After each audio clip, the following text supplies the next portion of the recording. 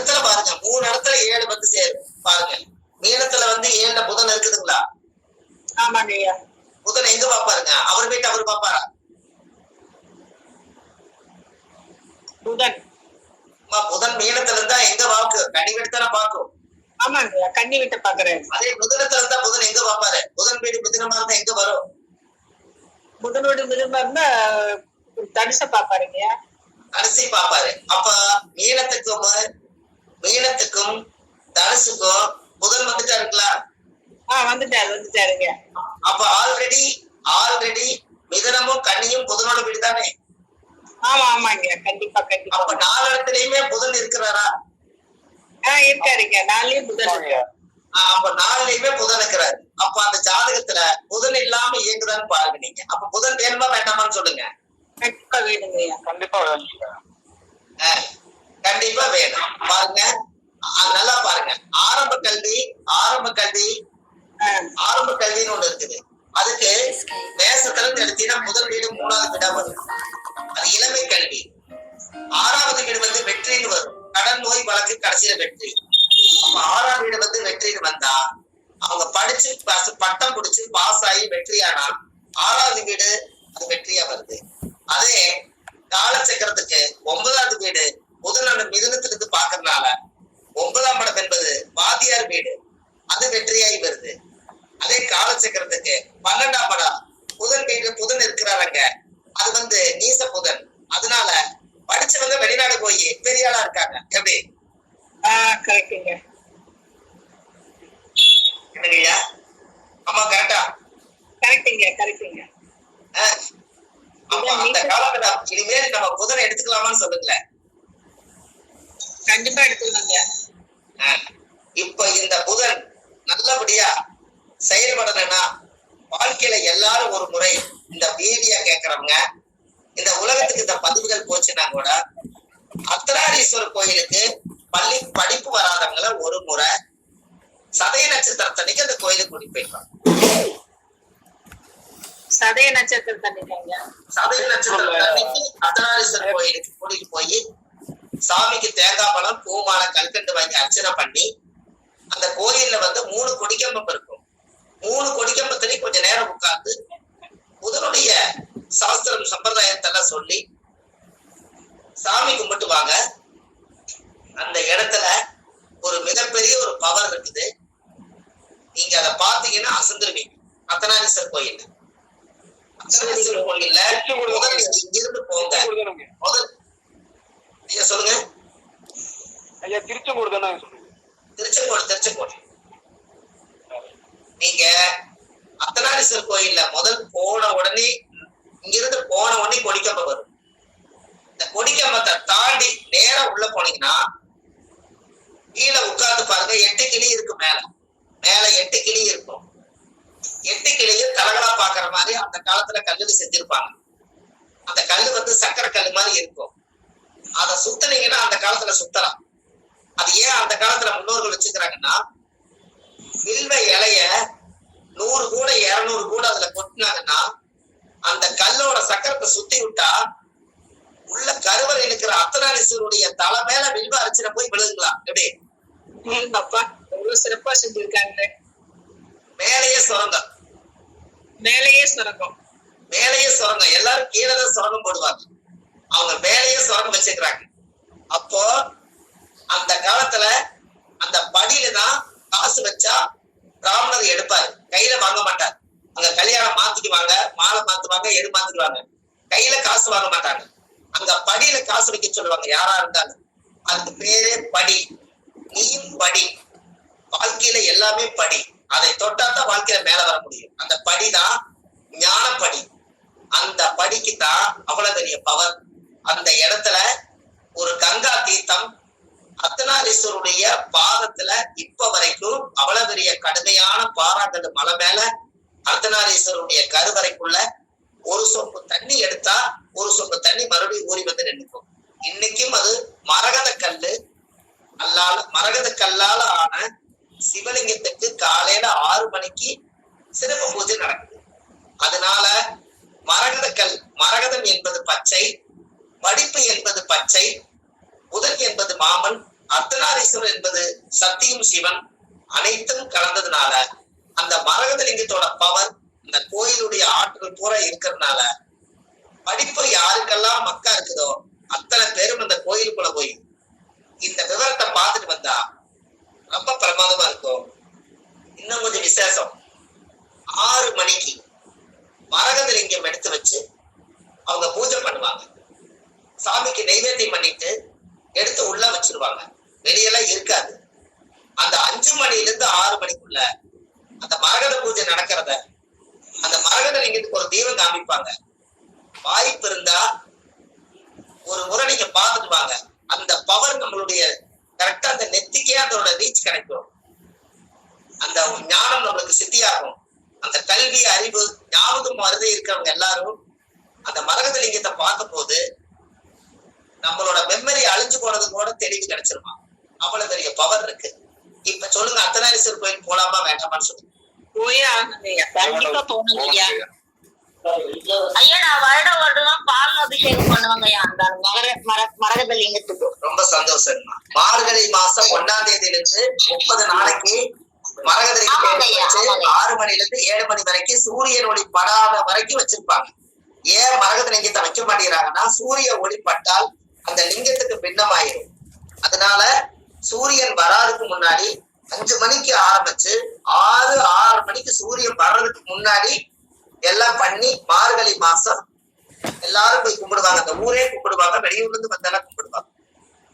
அப்போ அந்த டயத்துல போய் அந்த மார்கழி மாசம் பார்த்து நீங்க அந்த மரகத லிங்கத்து மேல ஊத்துன பாலை வாங்கி குடிச்சாலே நம்மளுக்கு பெரிய புண்ணியம்.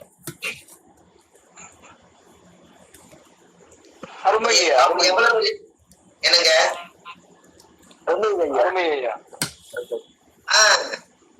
அர்த்தநாரீஸ்வரர் கோயில்ல 3 கொடிக்கம்பம் இருக்குது.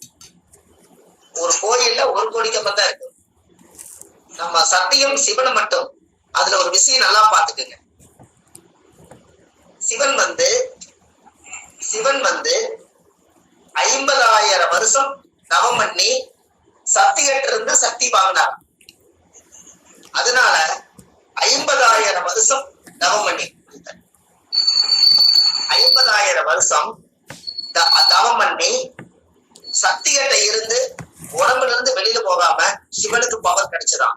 அதனாலதான் சக்தியும் சிவனும் ஒரே ராஜ கோலத்துல நின்ன கோலத்துல இருக்கக்கூடியது நம்ம அர்த்தநாரீஸ்வரர் கோயில். அதுல வந்து ஒரு மிகப்பெரிய ராஜா குழந்தை இல்லாம இருந்து அவர் அந்த ஊர்ல போய் அந்த சாமிக்கு ஒரு வேண்டுதல் வச்சிருக்காரு. எனக்கு குழந்தை கிடைச்சதுன்னா இந்த கோவில் சதய நட்சத்திரத்துல பிறந்ததுனால 60 அடியில ஒரு பாம்பு செஞ்சு வைக்கிறேன்னு சொல்லி வேண்டியிருக்காரு. அதே போல அது வேண்டி ஒரே மாசத்துல கரு உருவாகி குழந்தை பிறந்தது. குழந்தை பிறந்த உடனே அதுக்கு பேரு 60ஆம் பல்லம்னு சொல்லி 60 அடியில ஒரு பாம்பு மேல தலையில ஊத்துனீங்கன்னா தலையில பாறையிலேயே 60 அடி செஞ்சிருக்காங்க. 60 அடி செஞ்சு அந்த சிலைக்கு பால் எடுத்து ஒரு குடம் ஊத்துனாங்கன்னா பாலுக்கு வந்து சேரும். அங்க ராகு இங்க கேது, அப்பேற்பட்ட ஸ்தலம் அது. அதே போல கோயிலுக்குள்ள மலை மேல போனீங்கன்னா போன உடனே ஒரு ராஜநாகம், பெரிய ஒரு ராஜநாகமா அங்க இருக்கு. அதுதான் ஒரு வேண்டுதல் பண்ணி கீழே ஒண்ணு மேல ஒண்ணு செஞ்சு வச்சது. அதனால சதய நட்சத்திர கோயிலா இருக்கிறதுனால அந்த கோயில் ராகுடைய அம்சம். அதனால யாருக்கெல்லாம் ராகு திசை நடக்குதோ, ராகு புத்தி நடக்குதோ, ராகு அந்தரங்கள் நடக்குதோ, ராகு சூட்சம் நடக்குதோ, இவங்க எல்லாரும் ஒரு நாள் நீங்க அந்த கோயில போய் விளக்கு போட்டு சாமி கும்பிட்டு 1.5 மணி நேரம் அந்த கோயிலை விட்டு வெளியே வரக்கூடாது. 1.5 மணி நேரம் அங்க இருக்கணும்.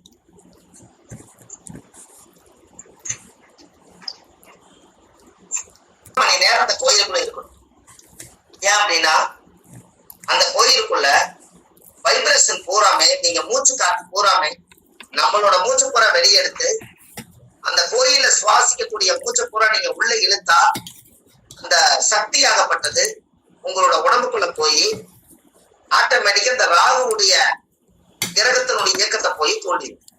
அதுல இருந்து உங்களுக்கு ஒரு பெரிய மாற்றம். கண்டிப்பா குழந்தைகள் யாரெல்லாம் படிக்கலையோ அவங்க எல்லாரும் அந்த இடத்துக்கு ஒரு முறை நீங்க கூட்டிட்டு போயிடுவாங்க. போகும்போது அங்க குரங்குகள்லாம் இருக்குது. அதனால அந்த குரங்குக்கு வந்து பழங்கள் கனிகள் எல்லாம் வாங்கிட்டு போய் கொஞ்சம் அவங்களுக்கு தர்மம் பண்ணிட்டு குரங்கு கொஞ்சம் தண்ணி கொஞ்சம் கொடுத்துட்டு வாங்க, மிகப்பெரிய மாற்றங்கள் தீரும். அப்போ கல்வியில ஆரம்பிச்சது அர்த்தநாரீஸ்வரர் கோயில் முடியுதுங்களா? ஆமாங்க ஐயா. ஒவ்வொரு கோயில்லையும் இன்னொருவரும் ஒரு சிறப்பு கொடுத்திருக்காங்க. அந்த காலத்துல 12 வருஷத்துக்கு ஒருக்கா கும்பாபிஷேகம் பண்ண போது அந்த திருச்செங்கோட்டுல அர்த்தநாரீஸ்வரர் கோயில் அந்த 8 கிளிய சுத்தினாங்கன்னா 400 கூட 200 கூட கொட்டி சுத்தினாங்கன்னா ஒரு மிகப்பெரிய ஒரு ஏர் எங்கிருந்தோ வரும். அந்த ஏர் வந்து தள்ளும் போது கரெக்டா அந்த சுரங்கம் எங்க போய் அந்த தலை மேல போய் அந்த சுரங்கத்துடைய அந்த ஓட்டை அங்க இருக்குது. அது போய் கரெக்டா அந்த சாமியுடைய கருவறைக்கே போய் அந்த ஓட்டை சேரும். அப்படியே அபிஷேகத்தை வந்து அந்த இடத்துல கையில கொட்டுறதுக்கு பதிலா அங்க கொட்டி அந்த சாமி மேல வில்வ அர்ச்சனை பண்றான். அந்த வில்வ அர்ச்சனை எடுத்து அது ஒரு நாள் அந்த வில்வம் அது மேல விழுந்த அர்ச்சனை எடுத்து அந்த வில்வத்தை நீங்க சாப்பிட்டால் கேன்சரே குணமாகுதுன்னு சொல்றேன். ஐதி எப்படிங்க ஐயா பரிகாரம்? அற்புதங்க ஐயா, அற்புதம். அப்போ முன்னோர்கள் எல்லாம் எப்படி ஒரு சாதனையில பண்ணி வச்சுக்கிறாங்க பாத்தீங்களா? கண்டிப்பா ஐயா. இதெல்லாம் நம்ம யோசிச்சு பாருங்க. ஒவ்வொரு கோயில நீங்க எடுத்துட்டீங்கன்னா வரலாறு காணாத சிறப்புகள் ஒவ்வொரு இடத்துலயும் இருக்கு.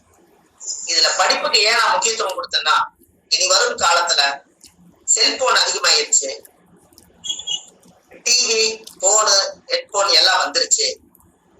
இது அதிகமா வந்ததுனால ஞாபக சக்தி குறையும். எத்தனை மைண்டுக்குள்ள நீங்க வச்சுக்குவீங்க? நிறைய வந்ததுனால நிறைய பார்த்து இது கிடைக்குது அது கிடைக்குது எழுதி வைக்கிற கடைசியில எது கிடைக்குது எதை சொன்னோம்னு தெரியறது இல்லை. அதனால நம்ம இதோட பண்ணிட்டோம்னா இன்னமும் உங்களுக்கு கொஞ்சம் பெரிய சிறப்பல்லவா?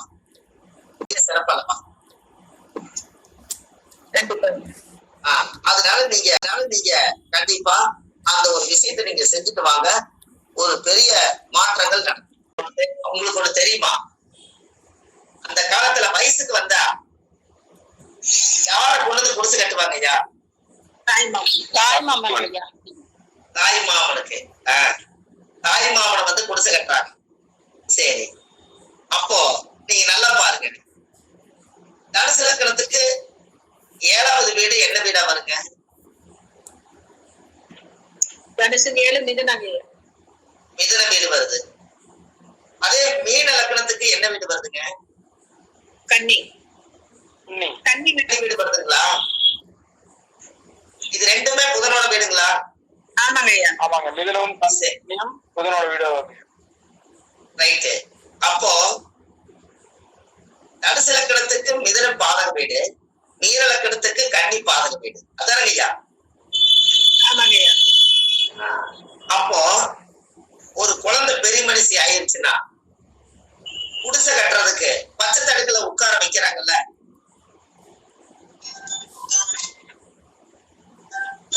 ஐயா பச்சை தடுக்குல உட்கார வைப்பாங்க, பாத்துருக்கீங்களா? ஆமாங்க ஐயா. ஆமாங்க ஐயா. பச்சை தடுக்குல உட்கார வைப்பாங்க. அப்போ தாய் மாமன் இல்லைன்னா அங்க வந்து சீரே சீமந்தம் செய்ய முடியாது. அப்போ ஒரு தாயுடைய கருவறையில இருந்து தொப்புள் கொடியை அறுக்கும் போது ஒரு குழந்தை பிறந்துட்டா அந்த குழந்தைக்கு முதல் சீர் செய்யறதே தாய் மாமன் தான். முட்டை அடிச்சு காது குத்தி அதுக்கு சீர் சீமந்தம் பண்ணி முதல் நெத்தியில பொட்டு வச்சு கடைசியில கல்யாணத்தன்னைக்கு பொண்ணை கொண்டு போய் வெணாங்கோயில விட்டுருவாங்க. அந்த காலத்துல மாப்பிள்ளை தாய் மாமன் முதல் தோல்ல சுமந்து கொண்டு வந்து மணவரையில உட்கார வச்சதுக்கு அப்புறம் தான் மாப்பிள்ளையே தாலி கட்டணும். எப்படிங்க ஐயா? ஆமாங்க, பழைய காலம். என்னங்க ஆதி காலத்துல அப்படிதாங்க, பழைய காலத்துல. அப்ப தாய் மாமன் முதல்ல பொண்ணை தூக்கி மணவரை 3 தடவை சுத்தி வந்து வேணாங்கோயில இருந்து தூக்கிட்டு வராருன்னா அந்த குழந்தைய முதல் தொட்டு தூக்குறதுக்கு உரிமை யாருக்கு இருக்குன்னு சொல்லுங்க? தாய் மாமனுக்கு. அப்போ தாய் மாமனே அந்த குழந்தைய அறிவோட வளர்த்தி பண்பு பாசத்தோட வளர்த்தி மாமனோட உறவு தொப்புள் கொடி சம்பந்தம் தாய் மாமனுக்கு இருக்கிறதுனால தாய்க்கு பூஜை பண்றதும் தாய் மாமன் பூஜை பண்றதும் ரெண்டு ஒண்ணுதான். என்னங்க ஐயா? சரிதாங்க சரிதாங்க. தாய்க்கு பூஜை பண்றதும் தாய் மாமனுக்கு பூஜை பண்றதும் ரெண்டு ஒண்ணுதான். அப்போ தாய் வயிற்றுல சுமந்து இந்த பூமிக்கு வெளியே கொண்டு வருது. தாய் மாமன் தோல்ல சுமந்து அடுத்த வீட்டுக்கு கட்டி கொடுக்குறாங்க. அத கன்னியா தானம். அது காலப்போக்குல கல்யாணம். அது கன்னியா தானம். அது ஒரு கன்னி கல்யாம ஒரு பெண்ணை வளர்த்தி வாழும் பண்ணி அதை கொண்டு போய் இன்னொரு வீட்டுக்கு கொண்டு போய் இந்த கன்னிய இன்னொரு வீட்டுக்கு தானமா நீங்க கொடுக்கறதுனால கன்னியா தானம் தான். அது காலப்போக்குல கனியாதானம் கடைசியில கல்யாணம்னு பேர் வந்துருச்சு. மறுவிடுச்சு கல்யாணம். கல்யாணங்கிறது மறந்துச்சு பாருங்க. கரெக்டுங்களா ஐயா? அப்ப அப்படித்தானே பழமொழிகளை பூராமே அந்த காலத்துல பூரா பிழையோட வச்சுட்டாங்க. என்ன பண்றது? அதனால கல்யாணம் வந்து அப்போ தாய் மாமனுக்கு இனிமேல் நீங்க படிக்க வச்சு, ஆனா எல்லா வீட்லயும் பகையாத்தான் இருக்கும். யாரு வீட்ல எல்லாம் தாய் மாமன் பகையா இருக்குதோ அந்த வீட்டுக்கு அந்த குழந்தைகள் படிப்பு கம்மியா தான் படிக்கும். தாய் மாமன் கூட உறவு இருந்து மாமா அது கூப்பிட்டுச்சுன்னா புது நல்லா வேலை செய்வேன். ஆமாங்க. நீங்க நல்லா யோசிங்கம்மா. மானு கூப்பிட்டா யாரு? என்னங்கய்யா? மானு கூப்பிட்டா யாரு?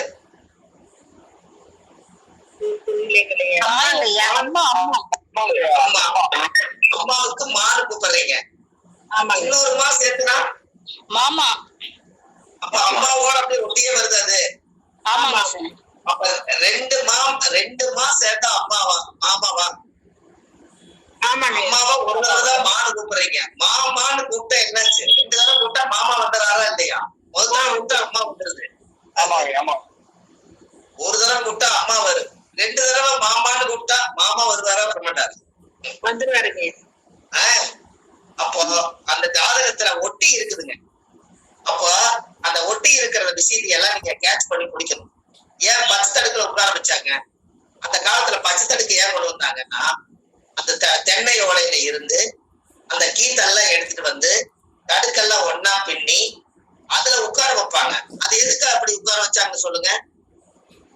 பச்சை தடுக்கல உட்கார வச்சு பாண்டியங்குழி விளையாடுவாங்க. கரெக்டுங்களா? ஆமாங்கய்யா. பாண்டியங்குழி எத்தனை ஓட்டை இருக்குதுங்க? எத்தனை குழி இருக்குது? 12 குழிங்கய்யா. சென்ட்ரல் ஒரு குழி மறந்துட்டீங்களே? 13. சரிங்க சரிங்க. மொத்தம் 7 தானே வரும். 6 7 அந்த பக்கம் 3 நடுச்சென்ட்ரல் 1 மொத்தம் 7 குழி அல்லவா? சரிங்க. ராசி குழி 1 ராசி குழி 1 வச்சிருப்பாங்கல்ல, மொத்தம் 7 தானே வரும். 6 வராது, 7 தானே வரும்.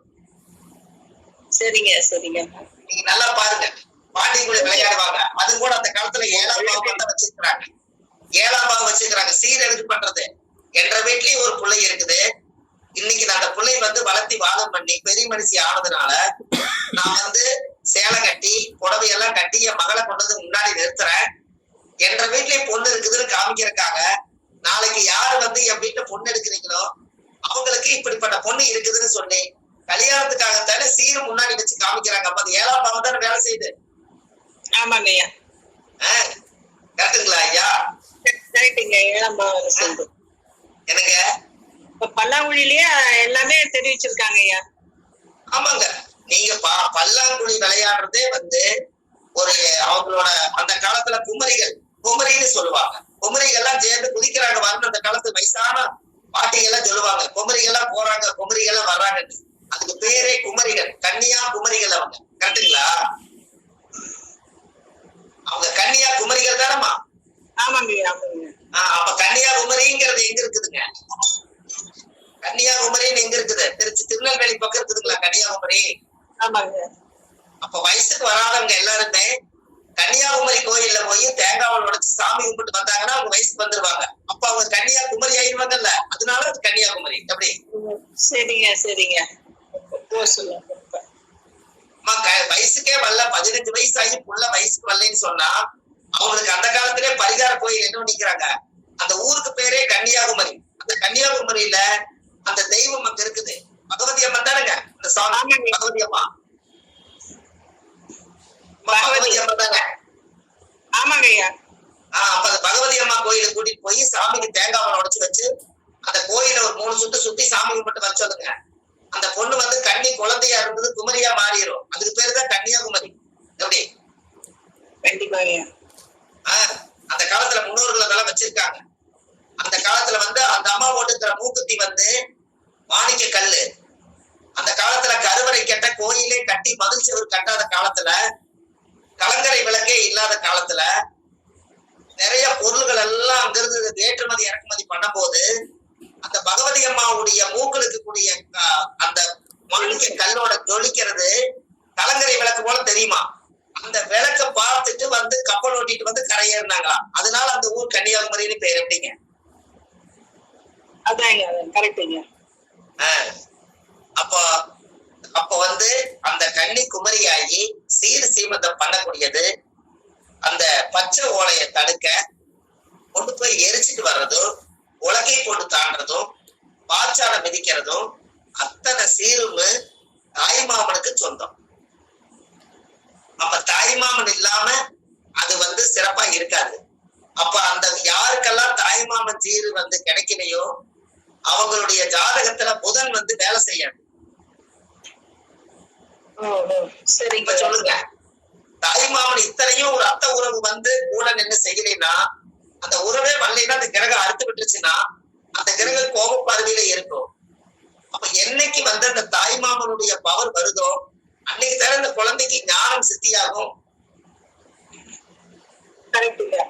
கரெக்டுங்களா ஐயா? சரிங்க ஐயா. எந்த வீடு எடுத்தாலும் 7ஆம் வீடு வருதா? அந்த காலத்துல முன்னோர்கள் ஒரு குழந்தை பாக்கியம் கிடைக்குன்னா கூட காலச்சக்கரப்படிதான் குழந்தைகளை வச்சிருக்காங்க. அப்போ எப்பவுமே குழந்தை எத்தனாம் இடம் ஐயா? 5ஆம் இடம். 5ஆம் இடம். அந்த குழந்தை பிறந்தோடனே அந்த குழந்தை தூங்க வைக்கிறது எதுல தூங்க வைப்பாங்க? தொட்டில். தூளியில தூக்கும். தொட்டில் தூளி. அது என்ன, எது தொங்குறது? எதுல தொங்கும்? நான் சொல்லிருக்கேங்களா? இல்லைங்க. தொட்டில் வந்து எதுல தூங்கும்? குழந்தைக்கு வந்து எதுல தொங்க விடுவாங்கன்னு? மான் கொம்பு தானே? மான் கொம்பு. நடுவுல வைக்கிறதுங்கய்யா. அதான் தொட்டில் வந்து மான் கொம்புல தானே ஒரு குழந்தை தூங்கும். ஆமாங்க ஆமாங்க. ஐயா நீங்க எல்லாருமே லைன் இருக்கீங்களா? இருக்காங்க இருக்கிறாங்க ஐயா. மான் கொம்புல தான் அந்த காலத்திலேயே தூங்கும். அப்போ மானு கொம்பு எத்தனாவது நட்சத்திரம் வருது ஐயா? மான் கொம்பு என்ன நட்சத்திரம்? மான் கொம்பு மிருகசீரிஷ நட்சத்திரத்தை மான் வரும். சரி சரிங்க. மான் வந்து மிருகசீரிஷ நட்சத்திரத்துக்கு தான் வரும். அப்போ அசுவனி 1, பரணி 2, கிருத்திகை 3, ரோகிணி 4, மிருகசீரிஷ 5. அப்ப 5ஆவது நட்சத்திரம் தான் அன்னைக்கு வந்து மான் கொம்புல குழந்தை தூங்கி இருக்குது. அப்ப 5ஆம் பாவ நட்சத்திரத்தை வச்சுதான் லக்னத்துக்கு 5ஆம் பாவத்தை கணக்கு போட்டுருக்காங்க. எப்படி? சரி சரிங்க. ரொம்ப கரெக்ட். அப்ப மான் கொம்புதான் ஆதாரமா இருந்திருக்குது. அப்போ அது யாரோட வீடு? சுக்கிரனோட வீடு. அப்ப சுக்கிரன்னா இசை ஆராரிரோ ராரிராரோடு பாடி அந்த 5ஆவது நட்சத்திரம் மிருகசீரிஷத்துலதான் சுக்கிரன் இருந்ததுனாலதான் அந்த குழந்தை சுக்கிரனோட ஆதிக்கத்தை அவங்க பாட்டு காட்டி குழந்தை தூங்குச்சு. அங்க சந்திரன் உச்சமா இருக்கிறதுனால தாய் வந்து தாலாட்டு பாடிச்சு. எல்லாமே அங்கதானே இருக்குது. ஆமா ஐயா. என்னங்க ஐயா? ஆமாங்க ஆமாங்க. ஐயா இதெல்லாம் அந்த காலத்திலேயே முன்னோர்கள் வச்சிருக்காங்களா இல்லையா? எல்லாமே வச்சிருக்காங்க ஐயா. நாம தான் மறந்துட்டோம். என்னங்க? நம்ம நிறைய மறந்துட்டோங்க ஐயா. மறந்துட்டோம். அதனாலதான் சொல்லுங்கம்மா. அம்மா சொல்லுங்க. இல்லைங்க நம்ம முன்னாடி எல்லாமே மறந்துட்டோம் நிறைய.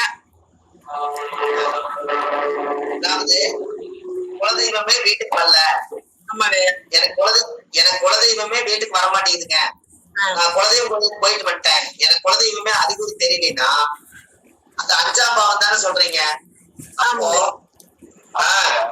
அப்ப நீங்க என்ன பண்ணணும்னா, குலதெய்வம் தெரியணும்னா ஆற்று நீரு, ஊற்று நீரு, மழை நீரு, கிணத்து நீரு, கடல் நீர், இப்படி 5 நீர் எடுத்து சேகரிச்சு வச்சு வெள்ளிக்கிழமை அன்னைக்கு நீங்க அந்த சுவாமிக்கு குலதெய்வத்துக்கு அபிஷேகம் பண்ணி அந்த தீர்த்தத்தை நீங்க கொஞ்சம் குடிச்சிட்டு அந்த வீடு பூரா தெளிச்சு விட்டீங்கன்னா அந்த குலதெய்வத்தினோட சக்தி, அந்த பவர் நம்ம வீட்டுக்கே வந்துடும், இயற்கையே கொண்டு வந்து சேர்த்திடும். அப்ப 5ஆம் பாவம் தானே வேலை செய்யுது.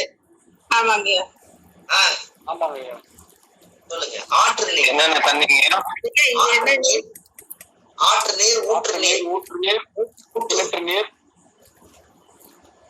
நீர், மழை நீர், கடல் நீர், பனி நீர், இது எல்லாமே சேர்ந்துருச்சுன்னா அந்த காலத்துல இது எல்லாம் வந்து இயற்கையான சீற்றத்துல பாருங்க. ஒவ்வொருத்தரும் நம்ம என்ன சொல்லுவோம், ஒவ்வொரு இடத்துல போய் சாமிய கொண்டு வந்து சேர்த்திட்டாங்க. நான் போய் நான் ராமேஸ்வரத்துல ஒரு தீர்த்தம் கொண்டு வந்தேன், நான் திருச்செந்தூர்ல ஒரு தீர்த்தம் கொண்டு வந்தேன், இந்த மாதிரி எனக்கு இந்த மாதிரி நிறைய இடத்துல தீர்த்தம் கொண்டு வந்தேன்னு சொல்லுவாங்க. அப்போ இந்த எல்லா தீர்த்தம் சேர்ந்து இந்த சாமி மேல ஊத்தும் போது எல்லாத்தோட ஊருடைய பவர் சக்திகளும் அந்த சாமிக்கு வருது. அப்ப 5 பஞ்சபூத நீரை ஊத்தி அபிஷேகம் பண்ணுனா அந்த குலதெய்வ அனுகிரகம் நமக்கு வரும்னு சொல்றாங்க.